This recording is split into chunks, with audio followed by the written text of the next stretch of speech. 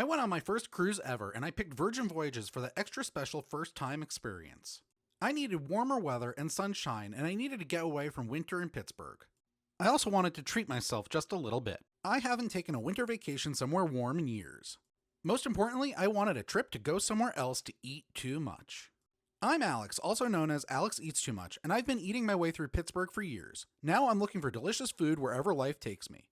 Keep watching to see how much I enjoyed my first time on a cruise ever, my Virgin Voyages experience, and if I would sail again. If you enjoy this video, please give me a like and subscribe to see more of my Alex Eats Too Much adventures. And of course, leave a comment on what you'd be excited to do on a Virgin Voyages cruise. In January 2026, I went on a 5-night cruise on the Virgin Voyages Scarlet Lady, and it was a fantastic food-filled trip. As a disclaimer, I received no compensation from Virgin Voyages. I booked this trip like everyone else. I booked a Black Friday sale for the Virgin Voyages Riviera Maya cruise, leaving out of Miami, Florida, with stops in Cozumel, Mexico, and Bimini, Bahamas at Virgin Voyages Private Beach Club. As I mentioned, it was my first time going on a cruise, and I did some research before booking. I picked Virgin Voyages for two main reasons. The first was the food. I had seen so many reports about how Virgin Voyages had some of the best food in the cruise industry, and I couldn't wait to eat too much of it. The second reason was Virgin Voyages is an adult-only cruise line. I wanted a trip that had activities that focused on the adult experience and not for families. I also booked this trip because of the price. I felt I got a great rate on an interior room as a solo traveler. My cost, all in USD, for the 5 nights was $840 plus a $100 prepaid gratuity and a prepaid $300 bar tab, which came with an extra $50 credit. Then I bid on an upgrade to a sea terrace room for $205, which was accepted, and it's totally worth it. That said, my trip became much more expensive, unrelated to Virgin Voyages, when my travel costs to Miami increased due to a winter storm and the Miami Marathon happening the weekend we embarked. In this video, I'm going to talk about the boarding process, the ship, the room, the food, the activities I got to do, and the 2 port days in Cozumel, Mexico, and Bimini, Bahamas. Starting, Virgin Voyages leaves from Port Miami in South Florida. For my voyage, there was a crazy amount of construction and traffic. The Virgin Voyages terminal is at the beginning of the port, but we had to drive around almost the entire port due to road closures, taking a while in traffic. Hey, it's Alex, and I'm here today in Miami. I'm about to go on my very first cruise. So I'm at the Terminal V for Virgin Voyages. I decided to pick Virgin Voyages because of the fact that it's adult only. I've heard great things about the food and the entertainment and the activities. So now I just have to wait to board. At this point, I have about an hour to wait before I get to go on the boat, and then I can have some food because I'm going to take advantage of everything that's provided for me on this trip. Today has been very interesting because there's also the Miami Marathon, so it took forever to get to the port, which is very unusual. But at this point, I will just turn around and show the port really quickly, and then I'll wait in line. The boarding process was pretty easy and organized when I finally got to the terminal. I dropped my bag with a porter to be brought to my cabin. You're also allowed to carry on if you want. They have lines based on your assigned boarding time. My only perk was priority boarding. I was able to board first. I breezed through registration where they just reviewed my information and confirmed I am who I say I am. I got my wristband, went through security, and headed to the waiting area. The wristband is your pass for everything on the ship. They scan it when you board and when you buy food or drink not included in the ticket. Everything else is managed through the Virgin Voyages app. The waiting area is pretty large with lots of seating, including some day beds. Finally, it was time to board. They scanned my wristband and I walked across a gangway to the ship. We enter on deck 7 into one of the main gathering areas on the ship.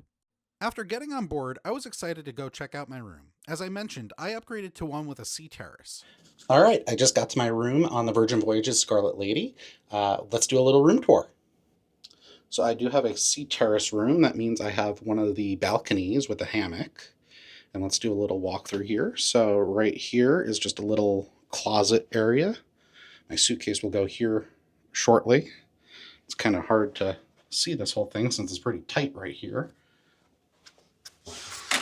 Closet, hangers.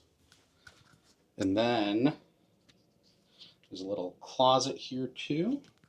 So I got my life vests, shelving, space for a safe, drawers. There's a hair dryer, which I don't need. Nice little mirror here. Hey there, look at me. Cool. All right, done with the mirror. Then keep going through. There's my luggage. I overpacked because I ended up here longer than expected. All right, so we have a nice little station here with some waters and glasses. And then there's also a little fridge here. if I wanted to put anything in here. Then a desk for me to get some stuff done. All the stuff in the room is controlled on these tablets here. If I can get mine to turn on. I'll figure that. There we go. So that's really cool. And then the rest of the room here. So there's the convertible bed. And then a chair.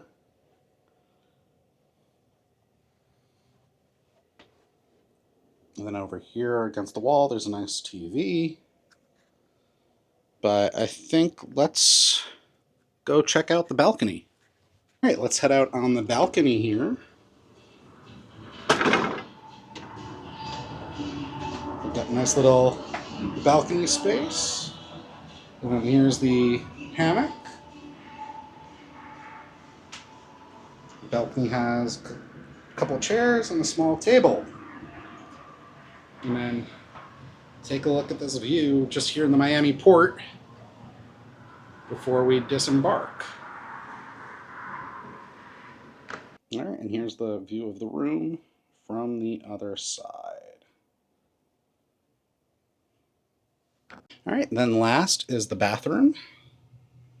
So we've got here toilet. Look at that. Mirror. Sink. And then here is the shower. Not bad.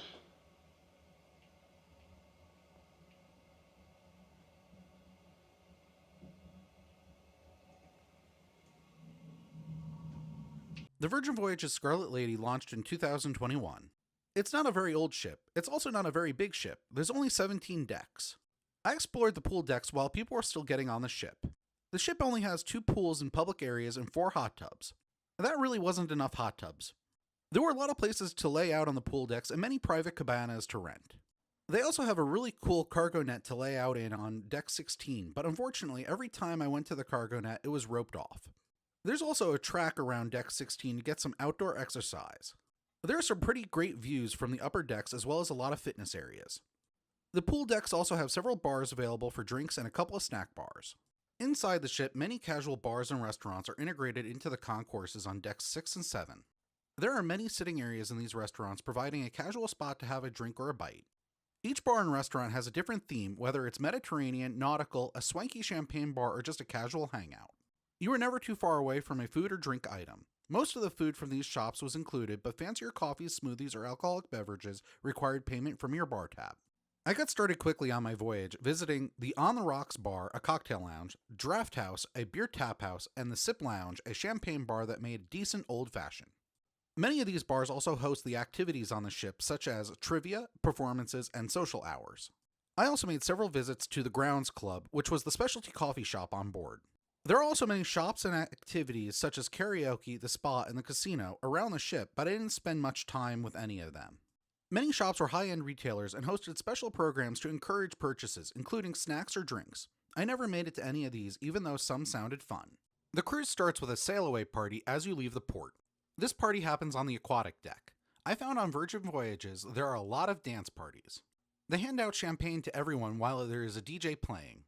At this party, they introduce all the Happenings cast. These are ship crew members with specific personas to lead activities and events on the voyage. There are 12 Happenings cast members, and you'll interact with them based on the activities you pick along the cruise. This party was a perfect way to set the mood for the voyage. You see that the cruise is going to have a lot of intensity. I also learned at this point that I was called an extra virgin. Not only was it my first time on a cruise, but also my first time on a Virgin Voyages cruise. I got to meet a few other solo travelers at the sail-away party, but I was looking forward to trying to meet some others as the voyage continued. As a solo traveler, I wanted to meet some people to hang out with on the 5-day voyage. I started with a Facebook group for the voyage that then led me to a WhatsApp group so I could meet new people. On the ship, Virgin Voyages has some solo traveler meetups, dinner tables reserved specifically for solo travelers, and scheduled events to meet people. I did a couple of the meetups and I found that they were not very helpful to me. The WhatsApp group that I had joined was the most helpful as I found a couple of people to hang out with all voyage long. I did use the meetup to introduce myself to the foodie cast member since I booked the trip mostly just to eat great food. The best way I got to meet and socialize with people was on the Grog Walk. This was a $50 add-on activity led by the foodie and the charmer. The Grog Walk is a bar crawl on the ship that takes you to 4 of the bars. At each bar, you have an icebreaker activity to meet other sailors on the voyage. After finding someone to complete the activity, you can then earn your drink. I had a couple of good conversations during the Grog Walk and hung out with some of the people I met later in the voyage. I did realize, though, if I go on another Virgin Voyages sailing, I might just sneak onto the Grog Walk and buy my own drinks with my bar tab. My Grog Walk ended at the Pajama Party. This is one of the premier events on the voyage. It happens late one of the nights on the athletic deck. There's a DJ and specialty drinks. Everyone is encouraged to wear their best pajamas. It's really a big late night dance party with the best pajama contest. The pajama outfits ranged from loungewear to silk to lingerie. If you love a dance party, this is a great one. However, honestly, this wasn't one of the activities I was excited for, since I'm not much of a dance party person. I decided to just make a short appearance and then headed to my cabin for bed. Obviously, as Alex eats too much, I was most excited about all the food on my Virgin Voyages cruise. I heard and saw so many great things about all the featured restaurants and the rest of the food on the ship that I couldn't wait to eat and eat and eat. I visited all the featured restaurants, ate many meals in the galley, and had a couple of bites at other places on the ship. All of the Virgin Voyages ships have most of the same restaurants and food concepts, except for the couple of differences on the newer, bigger ships. Going into this voyage, I actually planned out many of the restaurants and things I wanted to eat on a spreadsheet. There was so much available to eat, I probably only got through a little more than half of what I wanted to eat and drink. The first of my favorite meals on my Virgin Voyages cruise was at the Wake. This is the ship's steakhouse located at the stern of the ship. It's the most high-end of the restaurants on the ship. I ate all of my featured restaurant meals with one of my new cruise friends. We were luckily seated at the window where we could see the ship's wake behind us while we ate. I wasn't doing a good job of spending my bar tab, so I decided to do the Macallan Scotch flight with my dinner, featuring a 12-year, 15-year, and 18-year Scotch. We ordered a couple of appetizers. One of the nice things about Virgin Voyages, the crew encourages you to order as much as you want to try since it's all included. We got the hamachi crudo, which was very light and refreshing. We also got the savory roasted beef bone marrow with toasted brioche. We got the crispy polenta, the french fries, and the brown butter roasted wild mushrooms to split with our main courses. This leads me to my favorite bite of the cruise, the New Zealand lamb chops. These were served with a full bowl of roasted garlic and some steak sauces. The lamb chops were a perfect medium rare and tender. I finished this dinner with a chocolate torte dessert. The Wake was easily one of the meals I could have eaten multiple times on this trip. My second favorite meal of my Virgin Voyages cruise was at Extra Virgin, the Italian restaurant on the ship. This was another restaurant where we went all out with the ordering. The appetizers were fantastic. The beef carpaccio was both refreshing and savory at the same time, if that makes any sense. The meatballs were a classic and covered in a smoked mozzarella that was a little bolder. The last appetizer was the crispy artichoke that lived up to its name and very vibrant with a splash of citrus from the lemon. I wanted to try all the fresh-made pastas, but settled on just 2. The pappardelle al ragu had a savory bolognese, and the pasta had just a little bit of chew. The potato gnocchi were like little delicious pillows covered in mushrooms and a truffle butter sauce. My main course was an incredible medium-rare porcini rubbed New York strip with Calabrian chili butter on a bed of farro. This was easily another one of my favorite dishes on the trip. The dessert was a nice chocolate cake. Extra Virgin was probably one of the most well-rounded and consistent meals on the cruise. The most interesting and innovative meal on the Virgin Voyages cruise is at Test Kitchen. It's a multi-course dining experience showing off culinary creativity and experimentation. The restaurant is set up with a large prep area in the center and a bar counter style seating around it. However, larger groups may be seated at some of the tables around the restaurant. Test Kitchen has a rotation of 3 menus. I was on the first night for Menu A, which many people say is their best menu. This was also one of the meals I added on the Sip and Savor package to get a drink with each course. These dishes were really innovative. The first dish was a mushroom pate that was then shaped into a mushroom itself. The second course was egg yolk caviar, which was very interesting, basically just peas with an egg yolk in the middle. The third course was a tasty ham and scallop dish. The winner of my Test Kitchen dinner was the Venison Tenderloin. It was covered in a blueberry sauce and an au jus. The tenderloin was cooked perfectly, the venison wasn't gamey at all, and the sauces were a nice savory, sweet, and tart mix. Dessert was a piece of chocolate cake. Test Kitchen isn't for everyone, but I thought it was a fun dining experience. It was definitely worth it for me for that tenderloin alone. Another one of the really cool and fun Virgin Voyages featured restaurant meals was Gunbae, the Korean BBQ on the ship. Gunbae is meant to be more of a social restaurant, pairing up people at a giant round tables to share the meal. They also play drinking games with you, offering free shots of soju rice wine for when you get the question wrong. The meal consisted of multiple appetizers and a lot of grilled meat. Each person gets their own tray of banchan pickled veggies. Then my favorite appetizers were the crispy chicken and a sweet chili sauce and the kalbi jim soy braised short ribs. Those are the must-order apps in my mind. The main course is a series of grilled meats and seafood. We started with thinly sliced pork belly, then it was a trio of seafood, including scallops, shrimp, and octopus. Finally, we got a giant helping of bulgogi ribeye. The table thought we had too much food, but I helped finish everything off.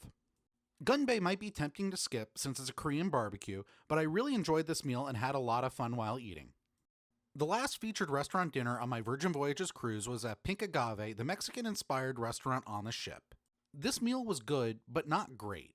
I'm wondering if it was just an off night or if we ordered the wrong things. The guacamole was just fine, and so were the potatoes. We did order the potatoes without the chorizo, which may have held back the flavor a little bit. This was another restaurant where they encouraged me to just order everything I wanted to try. The first entree was the ribeye steak with the Oaxaca cheese and ancho chili. It was a super tender steak, but so thin it was overcooked by the time I received it. The redeeming dish of Pink Agave was the pato roast duck with a mole sauce. The duck was cooked perfectly and the mole sauce was delicious. I would make another reservation at Pink Agave just for that duck alone. A quick note about Razzle Dazzle, the last featured restaurant on the Virgin Voyages cruise.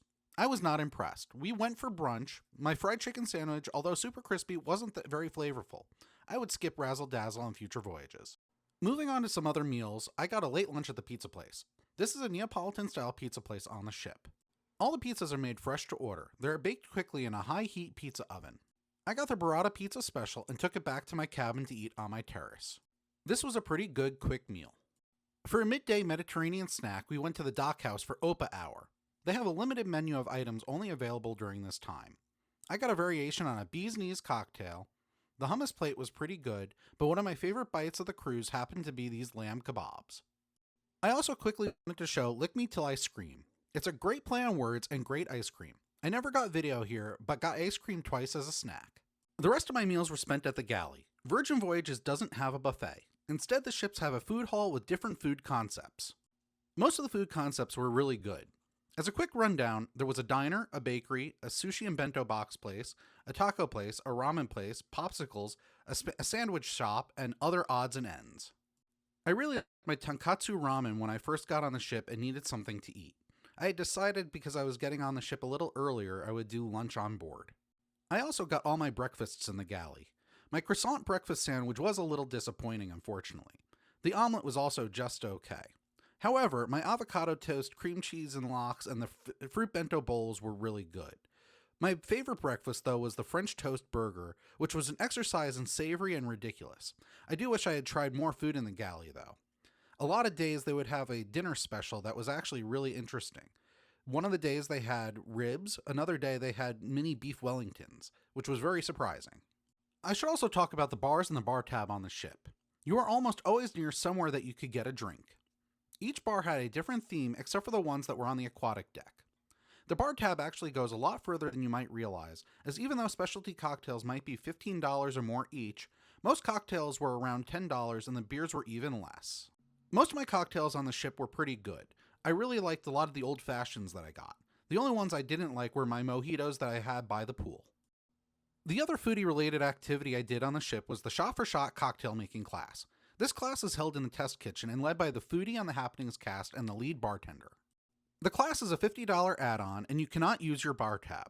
In this class, we got to learn how to make 4 cocktails with an elevated twist. After learning to make each cocktail, we got to play with different photo staging areas and photo or video techniques. I like to think I'm pretty well aware of how to follow instructions to make cocktails, and I have a lot of experience taking photos and videos of my food and drinks. However, what was really cool to me was getting to try some things I don't normally do, like playing with different backgrounds or taking a time-lapse video. I did get some really fun photos with the water as the background for the one cocktail. We also filmed the entire construction of the Old Fashioned using time-lapse video. I think this is a fun activity for someone who might not know how to make cocktails or take food photos very well, but I was there just to see the experience and would rather do a different cocktail class next time. The other big activity I did on the ship was attend a show. The ship has multiple shows on the voyage. I went to see Booked, which was an entertaining cabaret about a woman who accidentally gets hired as the ship librarian who dreams of being a cabaret dancer. This was a lot of fun with modern twists on classic songs and a lot of aerial dancing. You aren't allowed to take video during the performance, so here's a series of photos from the show. The other big event I attended was Scarlet Night. This is the signature party of the voyage. Everyone dresses in red. The ship is decorated in red. You learn about the mythology of the Scarlet Lady. There's lots of photo ops and activities around the ship. If I liked dance parties, I think I would have been more excited for Scarlet Night. That said, it can be a lot of fun with all the activities they have planned. My Virgin Voyages cruise had 2 port days. The first was in Cozumel, Mexico. I did not book a shore excursion. Instead, I walked around the town and did some of my own activities. Cozumel, right along the shore, is a very touristy area with lots of souvenir shops. There are some cool landmarks along the shore and just a block away, though. One of those landmarks is the Isla Cozumel sign. Making my way to some of the streets away from the port, there are more casual and interesting shops and restaurants. The first thing I did was get some coffee. I found on Google Sonata Coffee Roasters, a new coffee shop in town. They roast coffee from Veracruz. I ordered a basic drip coffee and bought a bag to take home. It had a very nutty flavor. Next I went to Cozumel Brewery and Tacos. This was listed as the only craft brewery in town. As a craft brewery fan, I knew I wanted to check it out. I got a very refreshing IPA. Getting off the main street was a good choice. Cozumel is a little more laid back and has a lot of history, sculpture, and art along the way. My final stop in Cozumel was for lunch at Los Nopales La Quinta, a nicer restaurant a block back from the shoreline. This was a great meal, but probably a little pricier than some of the other shops in town set back from the shoreline. The tortilla chips with dips, salsa, and guacamole were all very fresh, vibrant, and had a little spicy kick. I ordered a massive chorizo torta with the softest bread I think I've had in a while. I also ordered 2 al pastor tacos with some of the best pork I've eaten on a taco. After lunch, I headed back to the ship to lay out on the pool deck for the rest of the afternoon until it started raining again.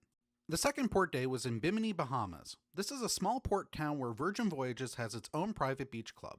I only planned to go down to the beach club for a bit because the weather was not so great when we docked in the morning. The beach club is next to a Resorts World hotel and casino. They run free shuttles between the port, a small spot with shops and golf cart rentals, the casino, and the beach club. I jumped on a shuttle to head to the beach club. Much of the crew from the ship works at the beach club serving food and drinks, with the expectation most people will spend the day there and not on the ship. The beach club is pretty nice with 2 pools, lots of loungers, cabanas for rent for the day, and a pretty long beach shoreline. I was disappointed there were no hot tubs at the beach club, since there weren't enough on the ship either. I made my way down to the beach to dip my feet into the water. Here I am at the Virgin Voyages Beach Club in Bimini, Bahamas. It's a very sunny day, a little bit overcast. The water is cold though. I'm not going further into this today because I can just feel it as the waves hit my feet. It's great to feel it though as I'm slowly sinking into the sand. But this is really cool. Virgin Voyages actually has this beach club as part of the package. They own the beach club, so almost every Virgin Voyages trip through the Caribbean is going to stop here for the day. And on a very nice day, you can lay out and enjoy the sun and the sand and the water. They have food here throughout the day. They have the bars available, Wi-Fi. So it's a really great experience I'm seeing. I just wish it was a little warmer, a little sunnier, and I probably would spend most of the day here. After that, I did decide to go and take a step into the water just to see how really cold it was. It was pretty chilly, but it was nice. It was refreshing.